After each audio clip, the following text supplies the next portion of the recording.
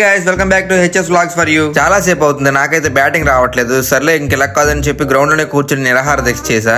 Interest పోయింది, నాకు interest లేదు. ఏమరా కూర్చున్నాను అడిగితే ఒక బాల్ కూడా స్ట్రైక్ రాలేదు, వాళ్ళే ఆడుకుంటున్నారని చెప్పా. ఇలా కాదని లేచి మా వాడితే ఇలా అన్నా, ప్లీజ్ రా కనీసం 2 రన్లైనా కొట్టరా, నీకు ఆడడం రాదు, ఊరికనే కూర్చోమన్నా కూర్చో. 2000 years later. బ్యాటింగ్ అయితే వచ్చింది. ఫస్ట్ బాల్ స్టైల్ గా 4 కొట్టా. నెక్స్ట్ బాల్ ఇలా బ్యాట తగిలించాను, మా వాడైతే జుబ్బలా పరిగెట్టేశాడు.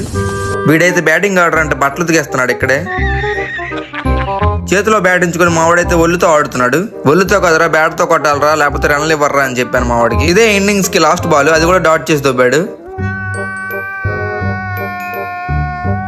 ఇలా కాదని చెప్పేసి బౌలింగ్ అయితే వేయడానికి వచ్చాను. ఫస్ట్ బాల్ ఎడ్జ్ తగిలి 4 వెళ్ళింది. 4 ఇచ్చేసాను. నెక్స్ట్ బాల్ వెంటనే వికెట్ తీసాను. మా వాడు అలాంటిది క్యాప్చర్ చేయడు. చూడండి మళ్ళా 4 ఇచ్చిందే తీసాడు.